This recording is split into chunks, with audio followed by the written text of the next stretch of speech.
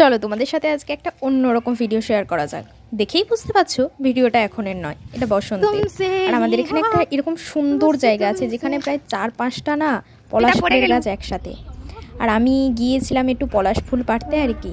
মানে আমার কোনো ভয় ডর কিছু নেই বুকে। দেখো না গাছটা পুকুরের মধ্যে এরকম হয়ে আছে, তার মধ্যে উঠে চলে গেছি, গিয়ে পাড়তে লেগে গেছি। আর খুকু এখানে বলছে এতগুলো পেরেছিস তাও তোর হয়নি।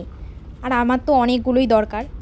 মানে আমি সেই গাছের ওপর উঠে গিয়ে যেন সব পেরে নিয়ে ডালপালাগুলো যদি ভেঙে নিয়ে আসতে পারি তাহলে মনে হয় আমার শান্তি। এ দেখো না, মানে আসছিও যে দাঁত বের করে করে, কোনো ভয় ডর বুকের মধ্যে কিছু নেই। আর এখানে আমাদের শাবানা দাঁড়িয়ে দাঁড়িয়ে ফোন ঘাটছে, আর খুকু হচ্ছে যে আমাদের ক্যামেরাম্যান সুন্দর করে ভিডিও করে দিচ্ছিল। আর আমাকে বলছিল তুই কিন্তু এবার জলের মধ্যেই পড়ে যাবি। আমি না না, অত ভয় নেই, জলে পড়বো না। মানে আমি সাঁতার জানি না, কিন্তু তাও আমার কনফিডেন্স লেভেল সেই। আমরা আসি লঞ্চে, কোনো ভয় নেই। গাছের উপর উঠে যাচ্ছি, পুকুর আছে, পুকুর নয় এটা ঝিল, ঝিলের উপর গাছটা আছে, তাতেও আমার কোনো ভয় নেই।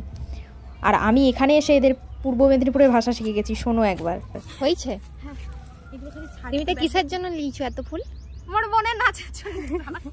মোর বোনের জন্য? ভাই তুই পূর্ব মেদিনীপুরের ভাষা দেখো, আমি কিন্তু পূর্ব মেদিনীপুরের ভাষাও শিখে গেলাম। যারা যারা পূর্ব মেদিনীপুর থেকে দেখছো অবশ্যই কিন্তু একটা লাইক দিও। আর এরপর ওই যে ওই দূরের গাছটা, ওখান থেকেও ছাড়িনি, ওখান থেকেও মানে যা পেরেছি পেরে নিয়ে চিকের মধ্যে ভরে বাড়ি গিয়েছিলাম। তো তোমরা সবাই জানিও কারা কারা আমার মতো দান পিটে আছো।